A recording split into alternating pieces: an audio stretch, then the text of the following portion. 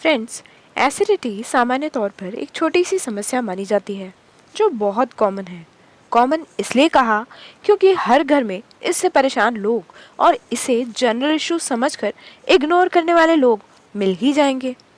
तो फ्रेंड्स, साई कृपा health series के 4th वीडियो में एसिडिटी के उस फेज पर नज़र डालेंगे जिसे नज़रअंदाज किया जाए तो ये गंभीर रूप धारण कर सकती है। तो ये ना सिर्फ आपके लिवर को बल्कि पूरे शरीर को अंदर से खोखला कर सकती है। जब एसिडिटी होती है तो शरीर का पीएच बैलेंस बिगड़ जाता है, जिसका सीधा असर आपके स्किन की चमक पर पड़ता है। सिर्फ जलन ही नहीं, एसिडिटी बहुत बड़े मसलों की वजह भी बन सकती है। तो पहले कुछ ऐसी कॉमन प्रॉब्लम्स के बारे में बात करूंगी जो बहुत सारे लोग फेस कर रहे होते हैं, बट उन्हें मालूम ही नहीं है कि उसका रूट कॉज एसिडिटी भी हो सकती है। तो स्किन प्रॉब्लम्स जैसे कि पिंपल्स होना, रैशेस होना, ईचिंग होना या एक्नेज आना, तो इसका रूट कॉज भी जो है एसिडिटी है। साथ ही बालों का झड़ना, जो एक कहा जाए तो एक कॉमन प्रॉब्लम है, बट ये बहुत बड़ी प्रॉब्लम हो सकती है। उन लोगों से पूछिए जिनके बाल बेहद झड़ रहे हैं और इसके लिए जो है काफ़ी सारे ट्रीटमेंट्स ले चुके हैं। तो मैं आपको बता दूं कि पेट में ज़्यादा एसिड विटामिन्स और मिनरल्स जो होते हैं उसके अब्जॉर्प्शन को रोक देते हैं, जैसे विटामिन B12 और आयरन के अब्जॉर्प्शन को जब एसिड जो हमारे शरीर में बन रहे हैं वो उसको रोक देते हैं, तो उससे बाल झड़ने लग जाते हैं।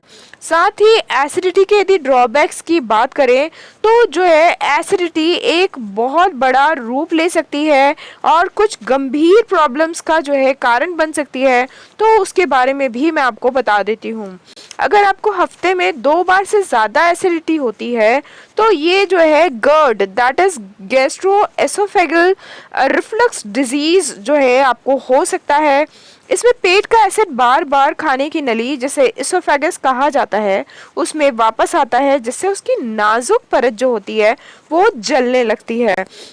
और यही कारण है कि एसिडिटी के टाइम आपने देखा होगा कि बहुत सारे जो सिम्टम्स हैं उसमें जो है एक सीने में जलन होना एक बहुत कॉमन प्रॉब्लम है और जो एक बड़ा रूप ले सकती है। साथ ही अल्सर का भी जो है एसिडिटी से खतरा होता है। वो ऐसे कि लगातार एसिडिटी पेट या छोटी आंत की दीवार में घाव कर सकती है, जिसे पेप्टिक अल्सर कहते हैं। अगर इनमें से खून बहने लगे तो ये जो है जानलेवा हो सकता है।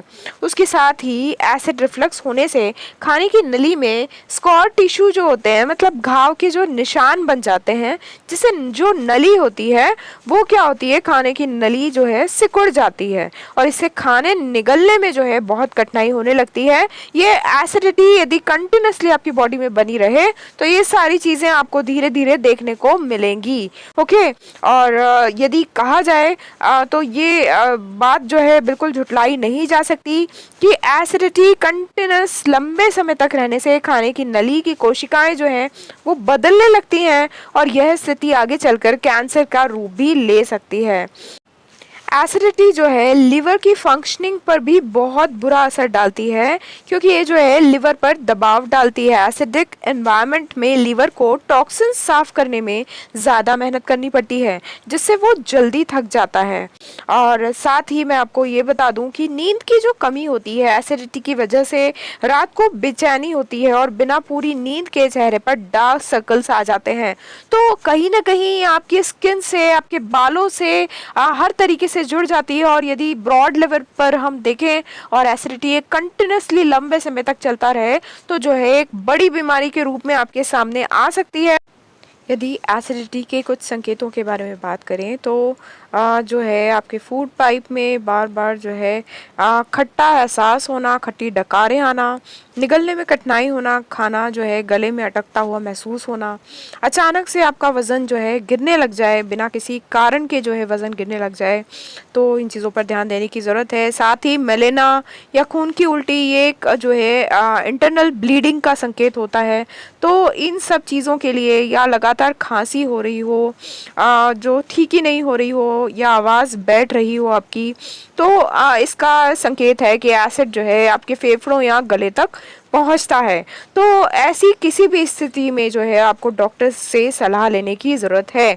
सीने में कई बार तेज़ दर्द होता है जिसे अक्सर लोग हार्ट अटैक समझ लेते हैं, है ना? तो और कई बार ये भी हो जाता है कि हार्ट अटैक आता है तो उसे एसिडिटी समझ लेते हैं। तो इन सब चीज़ों में भी जो है आपको डिफरेंस समझ में आना चाहिए। तो डेफिनेटली जो है इसके बारे में भी हम अगले वीडियोज़ में बात करेंगे। साथ ही नेक्स्ट वीडियोज़ में मैं आपको एसिडिटी से जो है जो बचने के कुछ जनरल कॉमन उपाय यदि आप वो करते रहें तो डेफिनेटली जो है आप एसिडिटी से बहुत जो है हद तक जो है एसिडिटी को कंट्रोल कर पाएंगे। और उसके साथ ही कुछ चीज़ें जो है मैं आपको अलग से बताऊंगी जिससे जो है आप अपनी एसिडिटी की प्रॉब्लम को जड़ से ख़त्म भी कर पाएंगे। तो आओ मिलकर करें वादा कि जागृति लाएंगे, अच्छे स्वास्थ्य के साथ बेहतर सेहत भी बनाएंगे।